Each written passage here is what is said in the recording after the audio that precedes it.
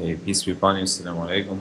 Today we are studying again Surah al-Baqarah. This time we have an analysis section where we're going to look at um, verses, actually I believe it's 62 to 103, which are the verses we've covered since our last analysis session. This encompasses basically the second major chunk that is addressed largely to or about the children of Israel. And we can also, since we've kind of reached almost the end of the section that is addressed to the children of Israel or about them, we might give like an overview of the whole section and how it functions in the surah. So it might take us a couple sessions, I think, if I were to guess. But it's definitely worth it for me. Peace, Sister Meow. Assalamu alaikum. I will paste the invite link in the chat to join the stage. I hope the audio is audible. I know there's some background noise. I hope that's not too overwhelming.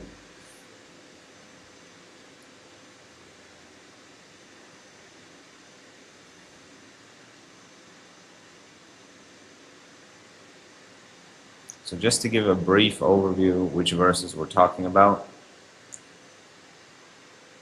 and a brief overview of the surah very quickly, so we know where we are.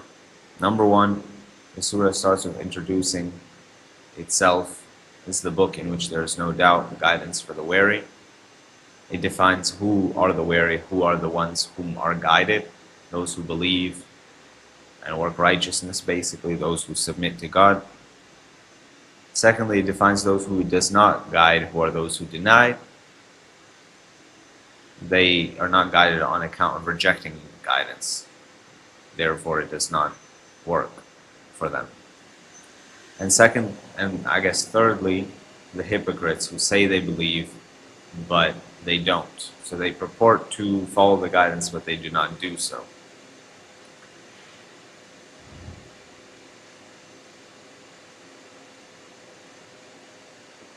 And God gives multiple examples which then come to parallel to the children of Israel later when they're addressed in the section that we're studying currently.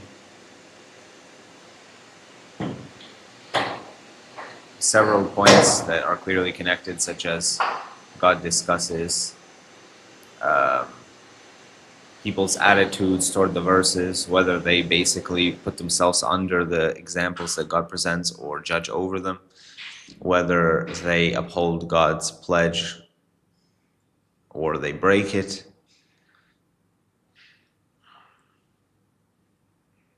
Then the story of Adam, in which God creates Adam and Iblis refused to prostrate, and Adam himself goes astray and eats from the garden, and then God defines that whoever follows my guidance when it comes, there's no fear upon them and they will not grieve.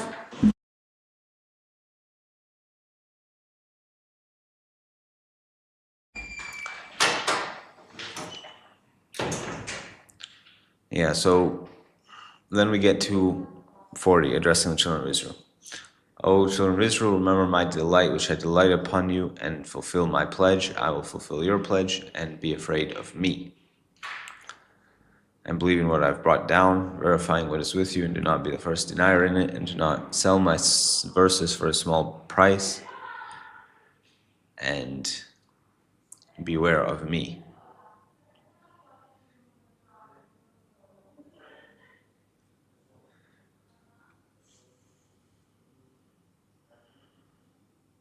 So we have this whole section, arguably overall, from verse 40 to 103,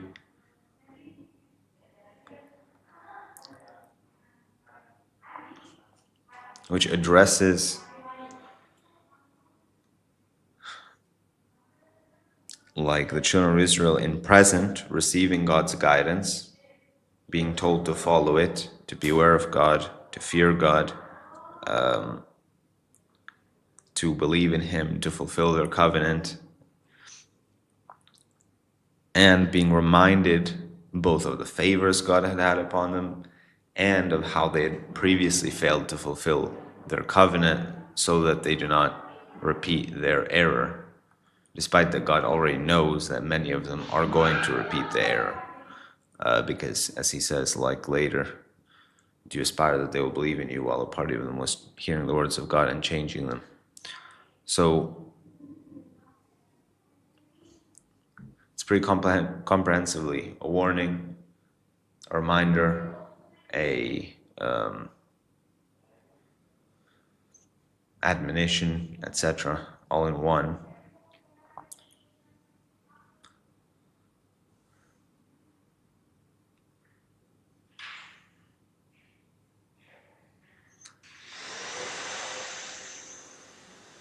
So that's a brief overview, and now we will go to the summary, or to the analysis.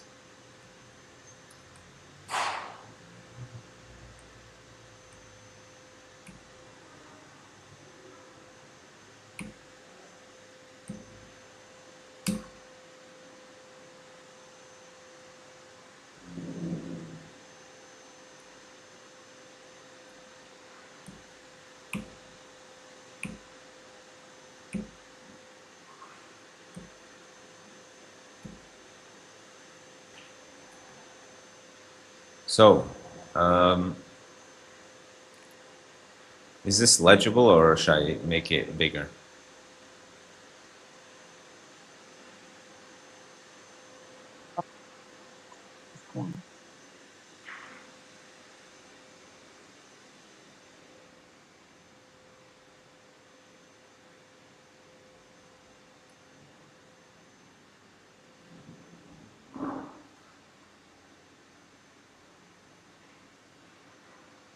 Let me know if it should be bigger. I can make it in a different window. But anyway,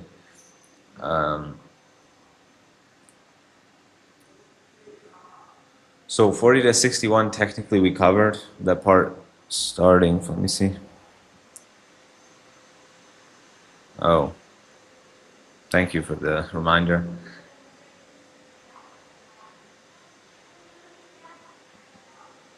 How's it looking? Too small or fine?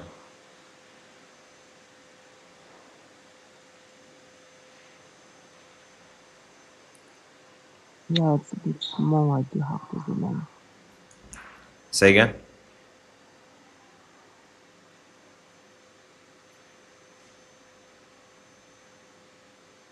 Yes, it is a bit small. I do have to zoom in, but can you increase the font, please?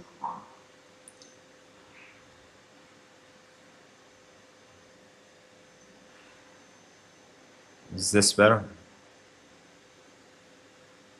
Yes, that's much better.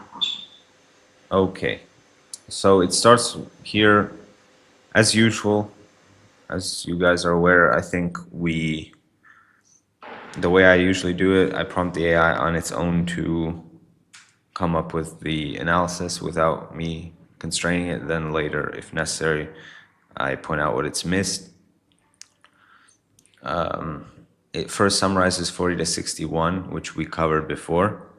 In analysis, it says the main conclusion was guidance was not possessing revelation or having received God's favor. Guidance is submitting to the God who gave it. So guidance basically is worthless if you don't follow it. It's worthless for you, though it's a very valuable commodity. So God definitely has huge favor upon the children of Israel, yet that favor does not basically reach them if they do not follow his guidance, which he favored upon them, if that makes sense. That basic conclusion. It says it begins with the contemporary command to the children of Israel to remember God's favors, fulfill his covenant, believe in what he has brought down now, confirming what is with them. Be wary of him alone, uphold prayer and zakah, bow with those who bow. Do not teach righteousness while forgetting yourselves. Seek help through patience and prayer. Remember that you will meet your Lord and return to Him. This is all in those initial few verses. And then it says through their history, it demonstrates the problem. That God had rescued them from Pharaoh, split the sea, forgave them after the calf, gave Musa the book and the criterion that they may be guided, accepted their repentance, basically saved them from the fatal consequences of their actions and from destruction, revived them from death itself, provided for them, shaded them, like very loving, caring provision and signs. And all they had to do basically is enter, prostrate, speak as commanded, is how it summarized it. But all they really had to do was obey God and not turn away, even after all their errors. Yet they responded by association, demanding signs on their own terms, substituting God's words or what He commanded, ingratitude, dissatisfaction with God's provision, and desiring something else, disobedience and transgression.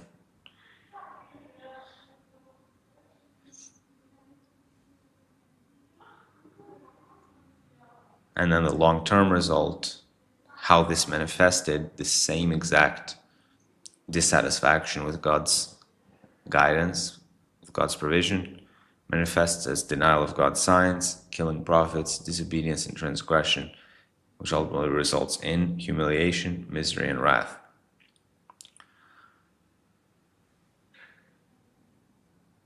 It says the deepest irony was they were surrounded by guidance without necessarily being guided.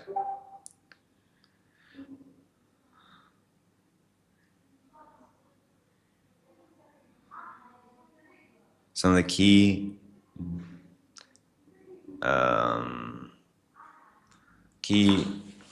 what's the word here? Unequivalences is having the book is not the same as following the book. Or you could say having the guidance is not the same as following the guidance. Receiving favor is not the same as remaining in favor. Knowledge is not the same as submission. That's also a key. You can have knowledge, but you basically have to submit on account of it. Just like you can have guidance, but you have to submit on account of it. And you can have favor, but you have to submit on account of it. Without submission, none of it yields anything.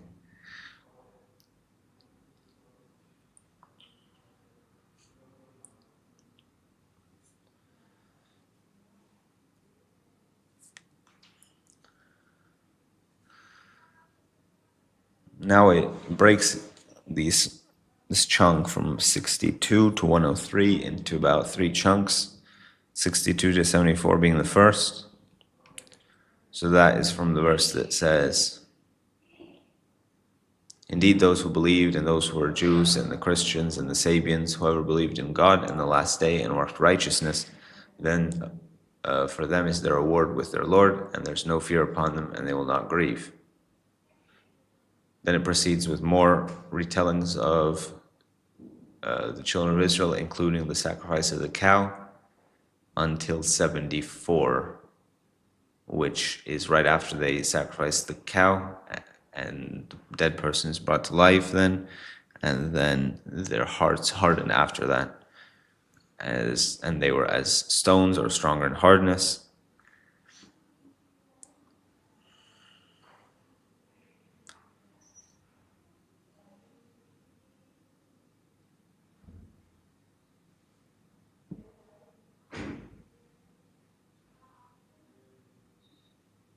So now its summary, I'll just read pretty much verbatim just to see what it's saying here.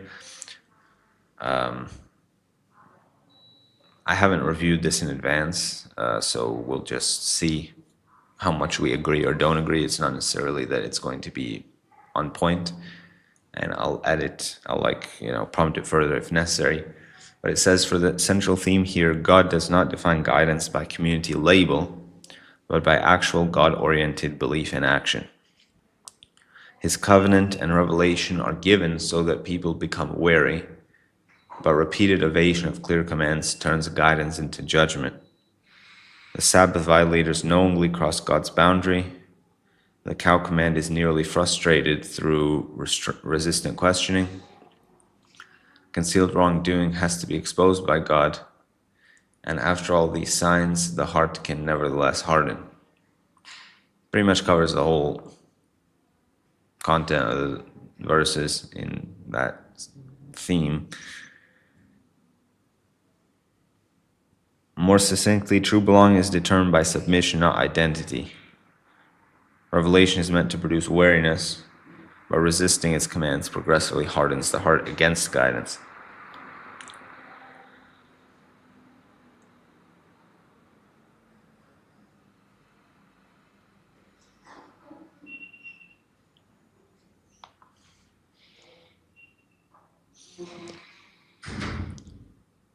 Fair enough, I think.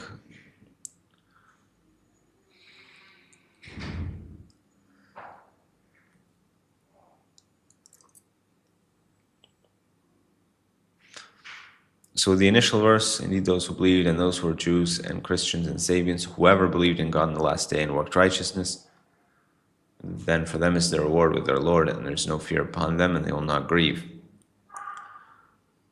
This one occurs within the section where it's like, quote-unquote, critical, but then it defines immediately, it prevents, it says, history from becoming Israelites are bad and another religious group is good.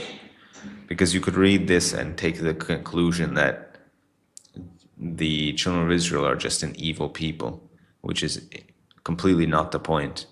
And there were good people among them, hence also why God revealed to them and favored them. But the point is not that they're inherently bad. This verse gives the criteria that it's belief in God and the last day and righteous work. In other words, submission, which defines salvation. It's not one group that's good and one group that's bad. It is based upon their own submission.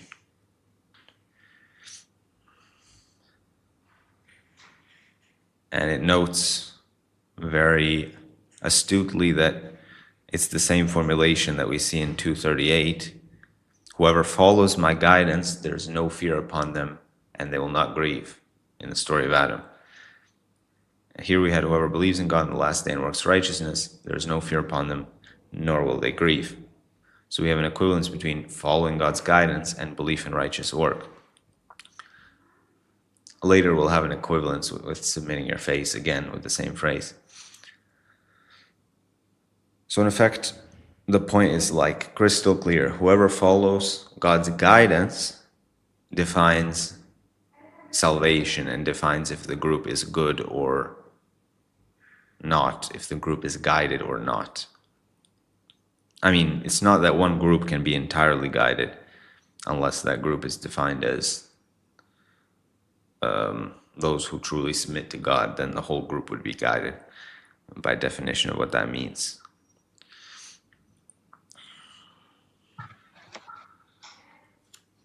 I think it's worth pointing out the language that God is using in the Quran here. It's worth pointing out the language that God is using in the Quran here when he speaks about a group and exceptions thereof. So they were not believing except for a few. Still, yes, while it's impossible to, generalize and there will be exceptions, they are spoken about as a group, but rather like say not as a group, not called like Jews or the ones who guide every time, but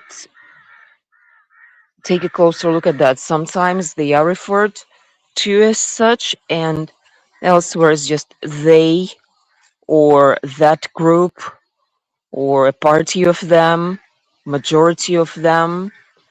So while we know that it's talking about Jews, but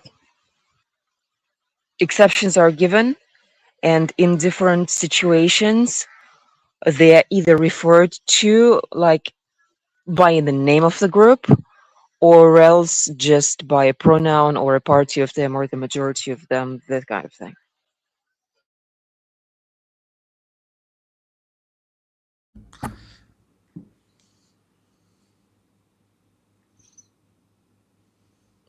Yes, and in this case, God refers clearly to the group as a community, I think, because those who believed, meaning those who followed the Prophet in effect, believed in the Prophet, those who were Jews, the Christians, the Sabians, whoever believed in God in the last day and worked righteousness,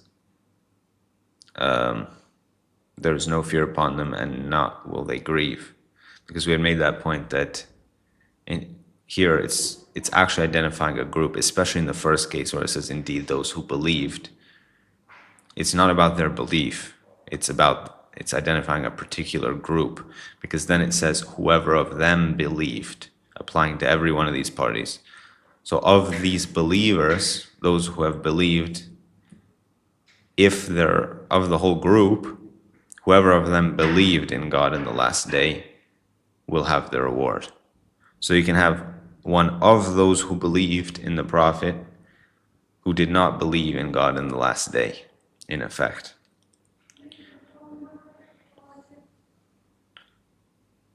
It's identifying, in other words, groups here.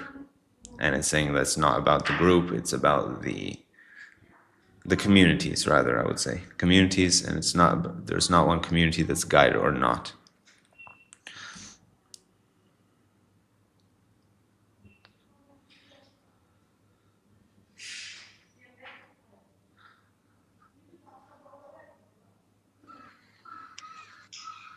This is actually unique language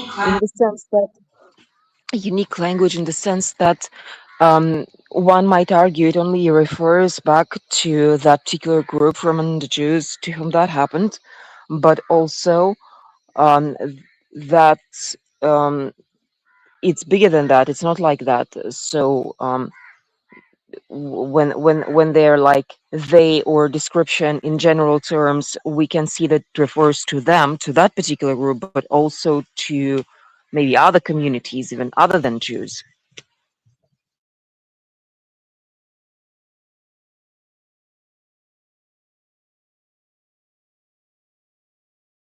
Like by the etymology, beyond the literal Jews, you mean? That, but also how in some verses or in some contexts, like in some paragraphs, let's say, they are referred to by name, and in others they or a group of them, so thus it can be wider applicable.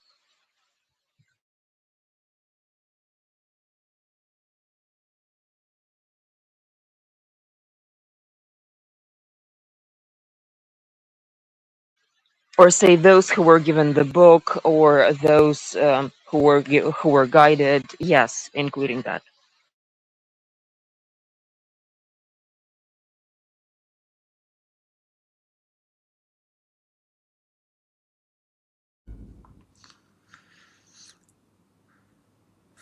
I mean, while we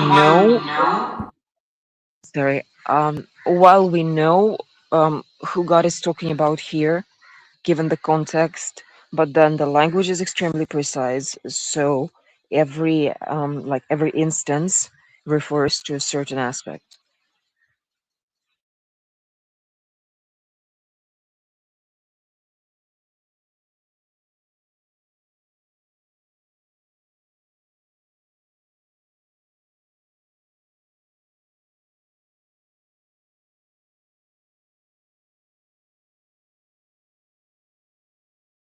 And it correctly points out that this is already anticipating a very key verse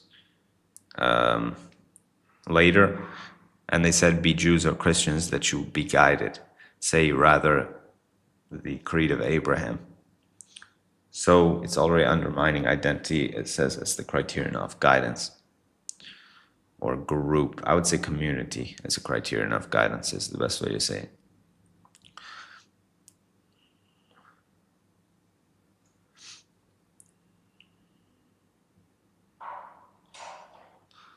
Then we get to 63, and when we took your covenant and elevated above you the mount, take what we gave you with power, and remember what is in it, that you may beware.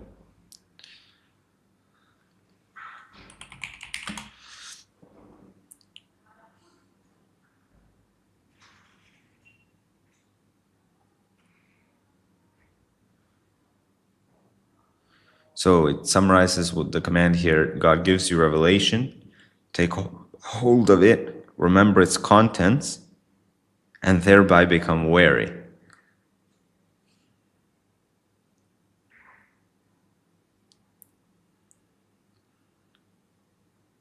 So again, a functional equivalence between following revelation, submission, wariness.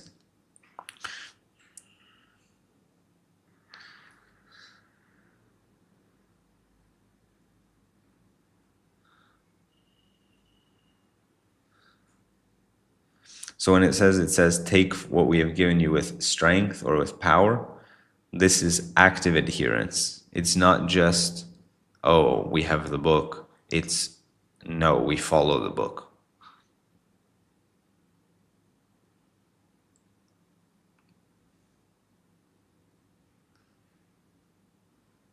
It's not like God, we're God's chosen people. It's like we actually earn that, if you will.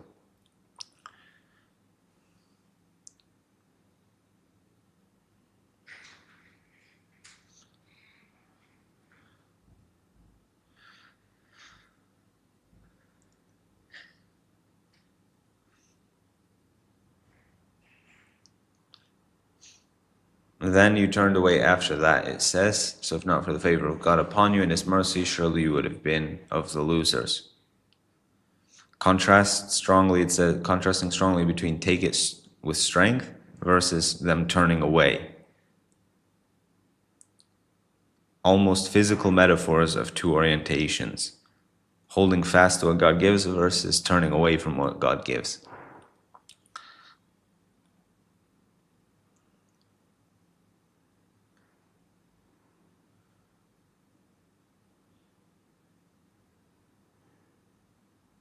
It says here, the same pattern as before, where failure is followed by divine mercy and another opportunity to return.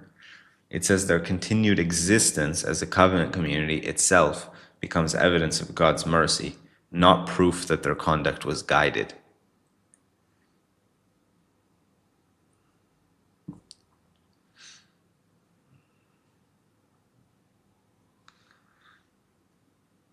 And then we get to the verse, and surely already you knew those who transgressed of you in the Sabbath, so He said to them, be apes spurned.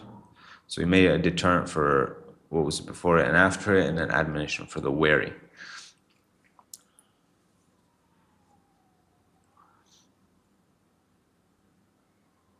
So whereas taqwa effectively means guardedness towards God's boundary, transgression, it says, means crossing it. I think that's fair enough.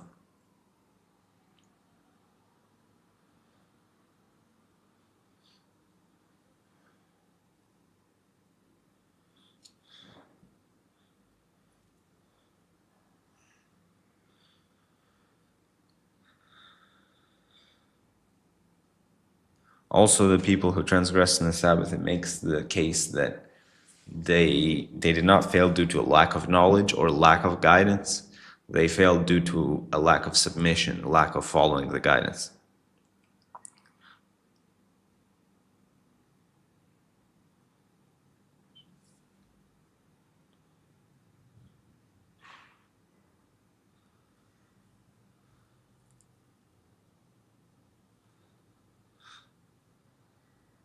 So then God makes them, who He turns to apes for breaking the Sabbath, He makes them an deterrent example for those before and after, and an admonition for the wary.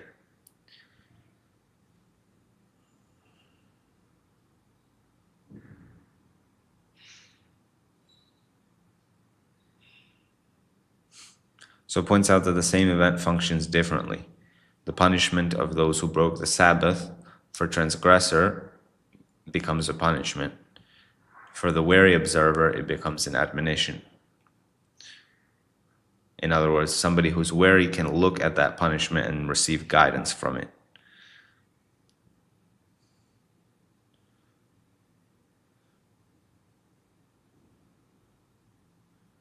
It highly resembles 226, where it says, God, with the example of the mosquito, God leaves astray with it whom He wills and guides whom He wills, and He does not astray except the defiant.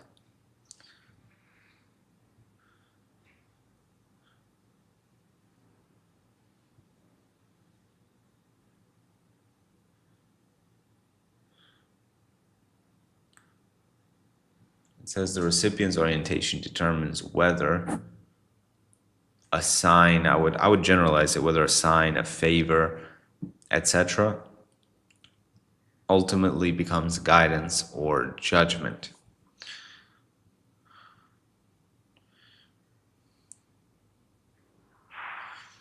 Any points to add?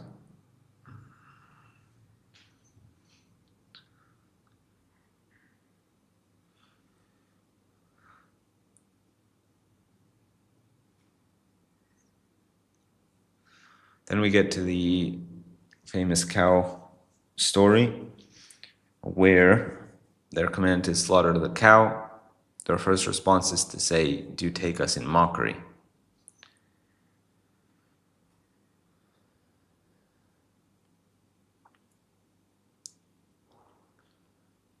Moses seeks refuge in God, lest he be of the ignorant. That places the reaction at ignorance, meaning their lack of submission is on display to a divine command.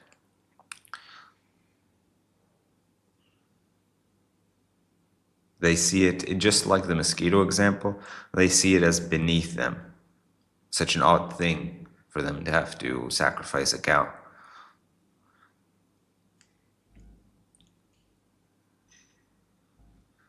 Then, of course, the repeated questioning, and concluding with, they slaughtered it, but they almost did not do it, which basically gives the interpretation. Their questioning had not been intellectual inquiry, rather a lack of submission, trying to weasel out through unnecessary details, which each time God gave them anyway. It's also notable that each time that God answered, it still was not sufficient for them to act until they had said, "If God wills, we surely will be guided." In the last case, then immediately God made it clear to them. But it's not that God now made it clear to them. It was already always clear enough. It's that now, since they open themselves up to their like dependence upon God for guidance, at that point they were guided due to their own reception, so to speak.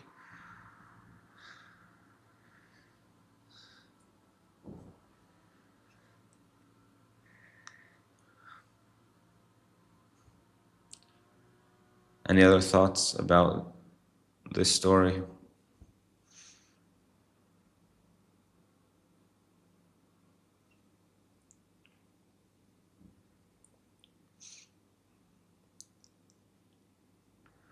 It's saying the contrast with Abraham is already being prepared. I think this is a very good insight again, because in Abraham's story, subhanAllah, God says to him, إِذْ قَالَ لَهُ رَبُّهُ أَسْلِمْ قَالَ أَسْلَمْتُ لِرَبِّ الْعَالَمِينَ. When his Lord said to him, submit, he said, I submitted to the Lord of the worlds. There's no back and forth. It's like instantaneous submission.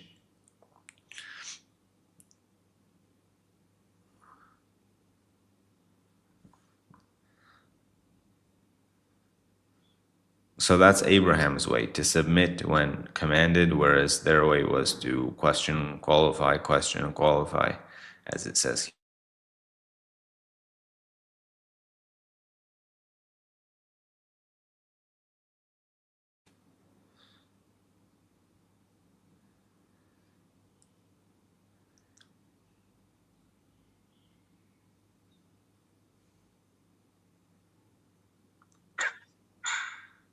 you have more to this analysis. You possibly ask about the parallels between this story and other stories mentioned in the Quran, or whether the AI is able to identify stories of a similar nature. To this cow narrative? Yeah, or like guidance being guided and turned away from, but in particular, the cow narrative and how they refuse to enter, yeah, that kind of thing. Whatever is about Jews here.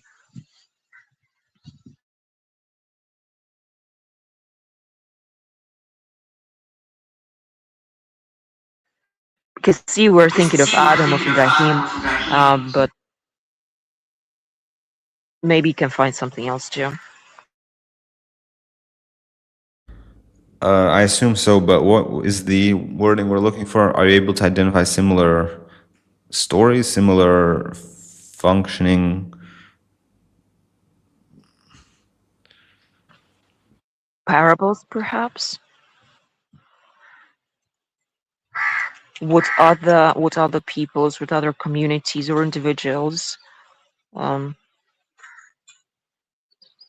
can be given as examples of a similar narrative or a lesson.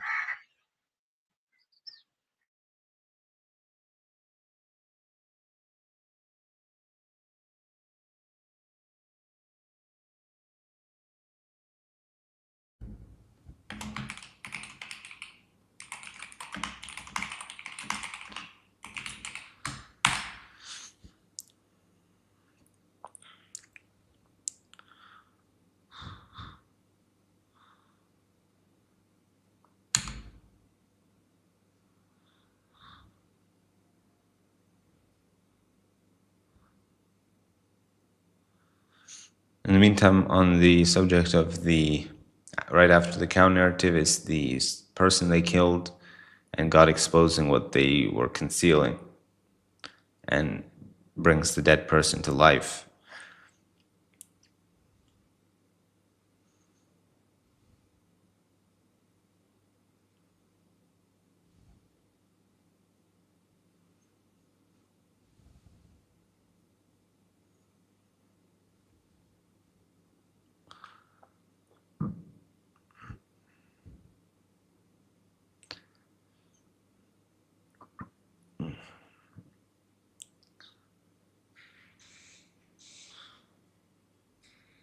There's also, I think this aspect that's picking up here is more important. Basically, like murder itself is number one, a violation of their covenant. It's only done thinking that one can hide it, can conceal who is responsible. But that point is entirely moot as far as God is concerned. You cannot conceal anything from God, and your covenant is with God. And God brings the dead person to life to show that they're being juvenile in their resistance to God, as if they can conceal something from Him.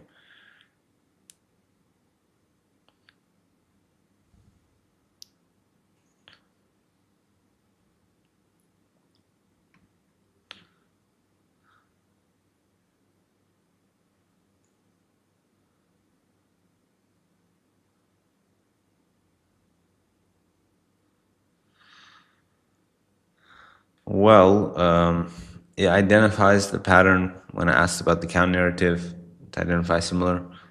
God gives a clear direction.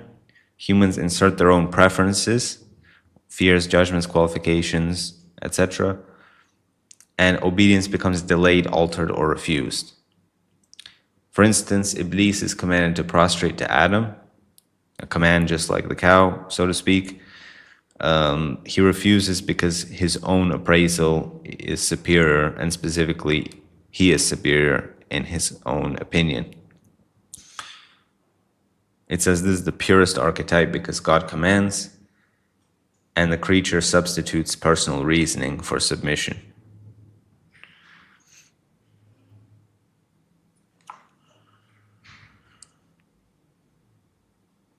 In the counter-narrative, repeated questioning until you almost do not act. Clear command is obstructed by qualification. the gate prostrating, enter prostrating and say what you were commanded, etc. Wrongdoers change the saying to something other than what was said. This is direct substitution for God's prescribed action.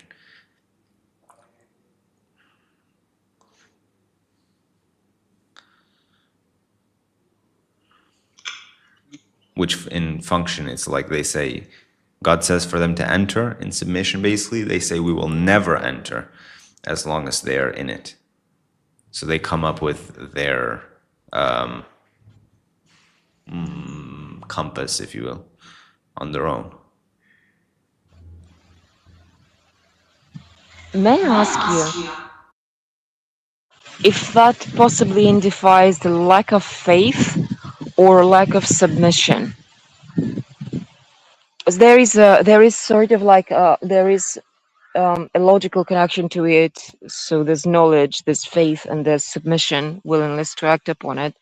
But would it be like an act of mere defiance, a refusal to act while knowing how powerful God is and all, or lack of faith or absence of faith or being sure of what they're doing, or what kind of reasoning can you see there?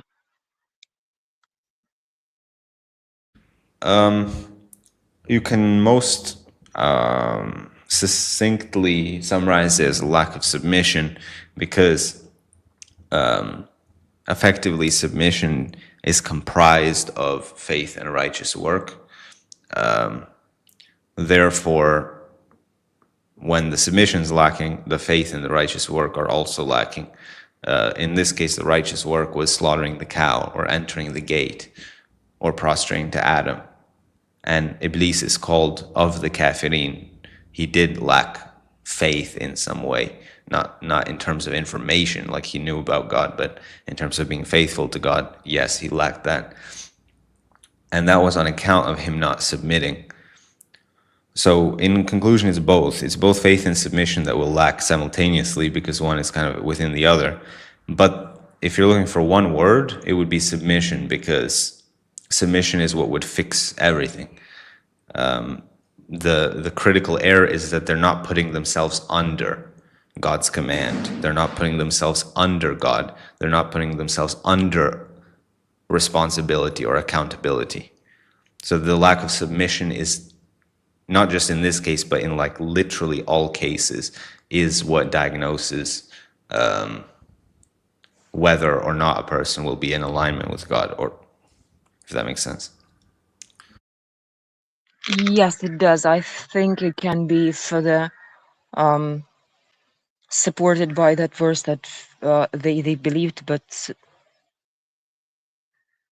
wait a minute, but submission didn't enter their heart, or they submitted but faith didn't enter their heart. So that was Not quite. It says, say we submitted. That one's a bit of a tricky one, arguably, because they said we believed, say you have not believed, but say we have submitted, for faith has not entered your hearts. So in this case, it's identifying that they should not claim to be believers while they don't have faith in their hearts, but they should say that they have submitted. But here, this sense of submission is like to accept, to follow, to place themselves under, even though they still don't quite believe in it. So this is not like true submission, so to speak. This is them submitting themselves, accepting, in effect.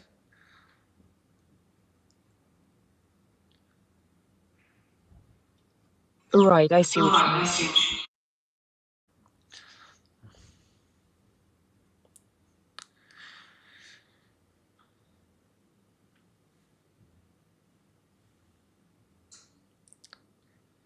Then continuing with the cow comparisons, this is quite nice actually table, alhamdulillah. They're told to respect the Sabbath boundary, do not transgress within it. However, they substitute their own like need to fish, to their own need for business, their own desire to above their boundary.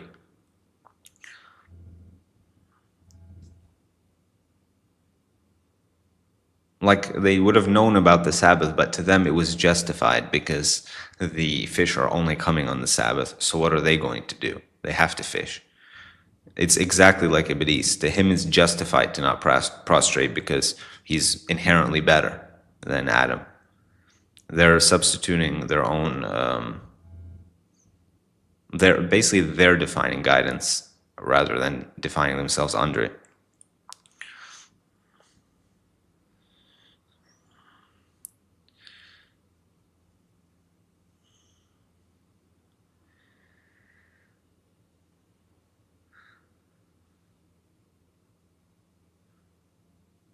It also mentions Moses' people demanding different food. They receive God's supplied provision. They demand ordinary alternatives. Because also the reason they give, because they cannot endure a singular food. So again, that's a condition that God did not define, that you have to have like a huge variety. They're the ones who, almost as if God is wronging them by not giving them a variety.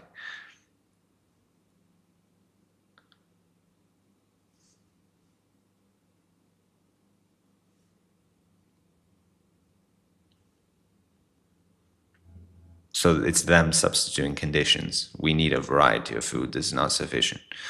Just like we need more details about the cow, it's not sufficient.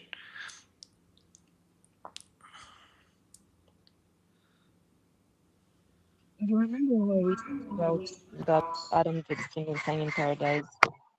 So, the best things were given, but that was not enough, or whatever. They were looking for some sort of variety, creativity, um, but that inherently leads to violations.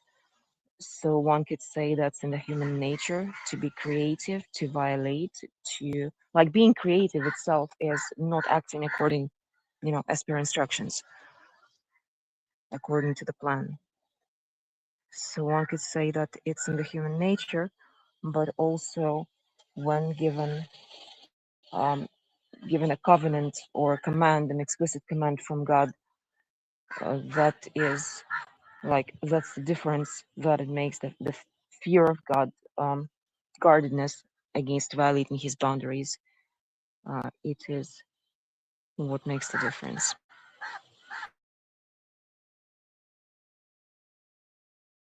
It's quite interesting because, in a sense, like sometimes the violation is good, as you, I think, are implying, but sometimes violation is bad.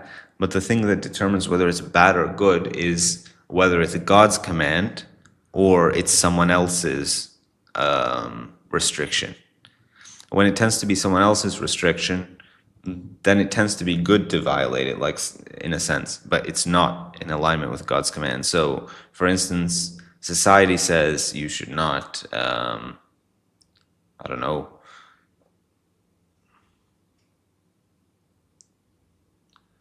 trying to think of an example. Society should not substitute God's law, God's order, and permit. There's an example from the Quran with permitting what God has forgiven. Exactly, because the one who defines the boundaries is God. So those are the ones we don't transgress. But the other boundaries are defined by social pressure, by like fear. Just fear defines boundaries. Oh, you can't do that because that'll be dangerous. Other examples would be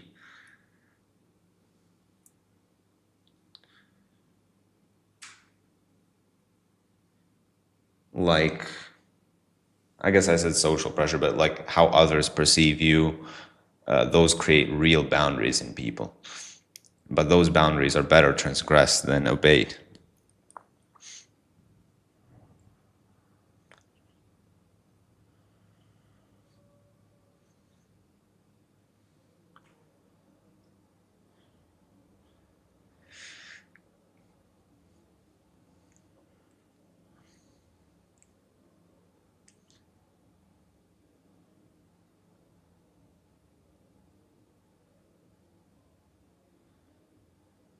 So we had read here, we read this one.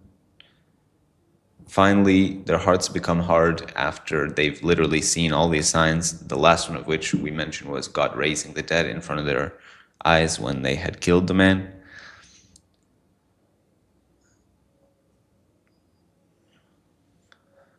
So once again, even the signs itself, even to witness God bringing the dead to life, will not make a person guided if they themselves do not submit.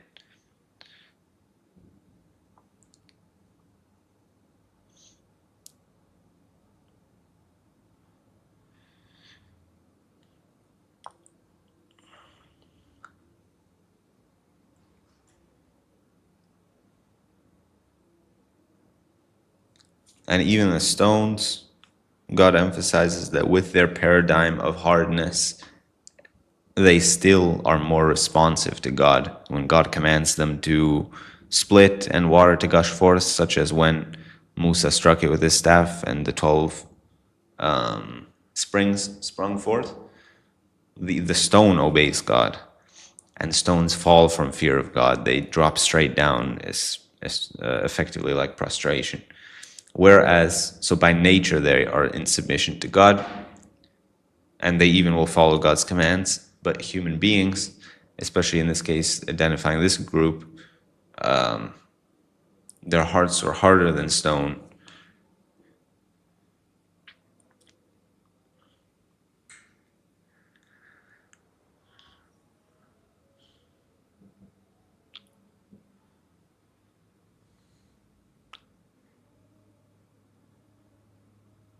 Like not responsive to God, therefore. Okay, so this is not creativity anymore. They're basically dead set on disobedience or defiance. Yeah.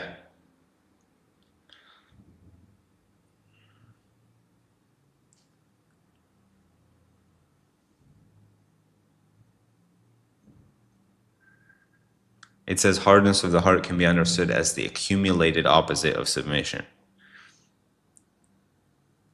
The useful chain is guidance, followed by submission, producing wariness and responsiveness, versus resistance, transgression, evasion, repeated refusal, and hardness. You could probably simplify that, but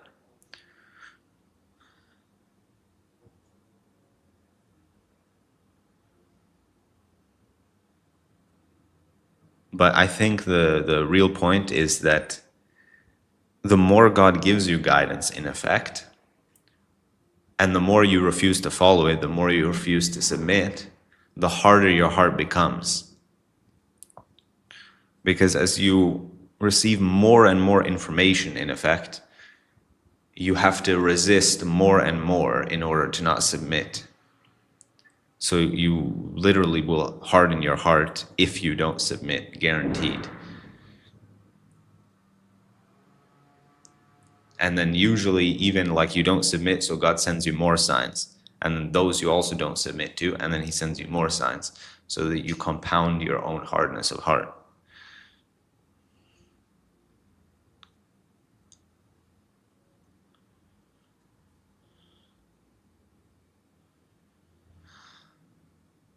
And eventually, though, it breaks, as with their story, to a point where the punishment befalls you.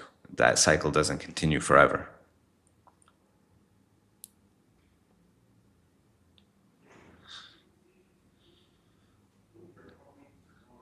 There's that viscosity of the covenant being emphasized and versus the hardness of the heart. So it takes really hard heart to go against where the covenant takes you, since it's like it's a binding covenant and major binding oath, mm, even with a connotation of being viscous in the language.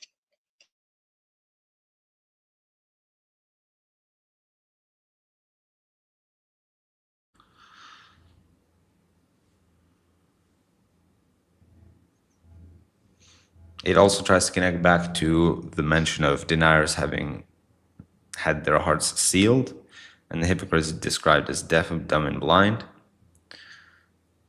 Now, Israel's historical case demonstrates how such a condition can develop,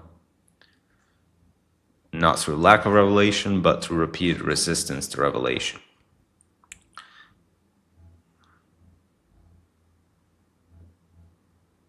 It picked up on exactly the point I just made, which is that repeated refusal is what results in the hardness of the heart.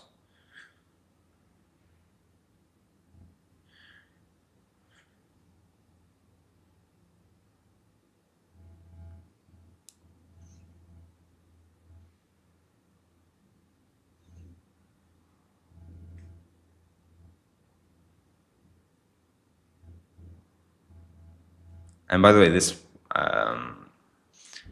corresponds well to how I could probably ask it to give a psychological analysis, but this is how resistance to information, to like evident truth, manifests in a person. The person over time, first they hear the truth, they resist it, and then as they hear it more, they it becomes completely comfortable eventually to reject the truth. They build this, I don't know how to describe it too scientifically without asking here, but they build this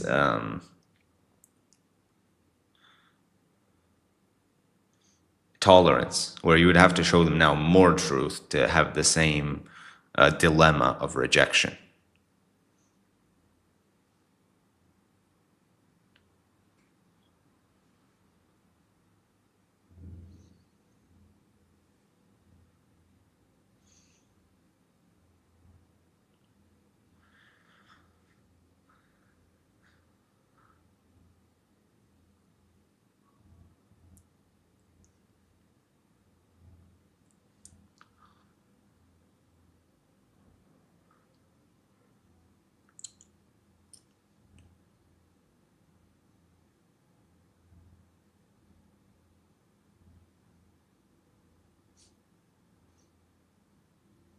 It's also kind of striking because there's a link between God's favor upon them and the repeated revelation and the hardness of their hearts. Those ones are not disconnected from each other, meaning God continuing to favor them and continuing to give revelation and prophets and such is not to their credit if they don't follow it, because it just contributes to the hardness of their hearts. They have to resist more and more.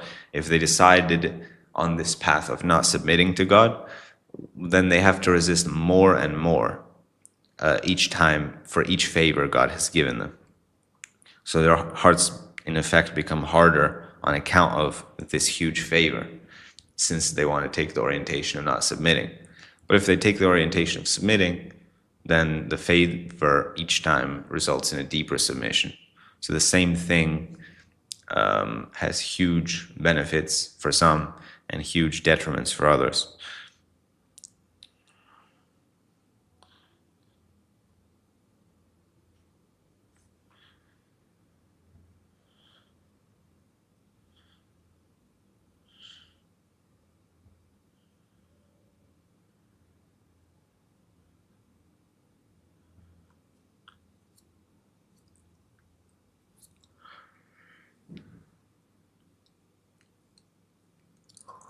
It says now the next section, which inshallah I think we'll cover tomorrow, or actually after tomorrow. It moves from resisting commands to distorting, selectively applying, and commercially exploiting revelation itself. Any other thoughts for today's section up to verse 74 analysis?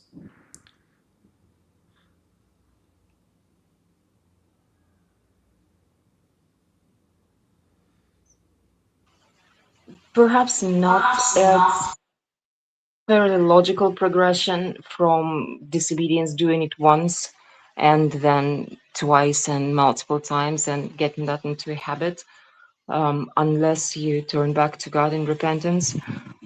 And also multiple examples given, disobedience of Adam and Iblis, and how that can happen to anyone. So what what you do once you violate is further explained in the following verses. Mm.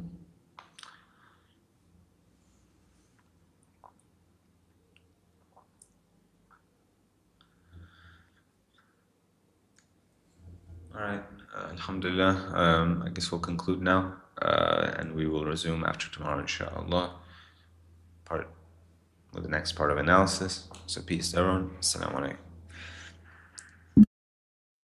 Thank you so much. Till next time, inshallah. Salam.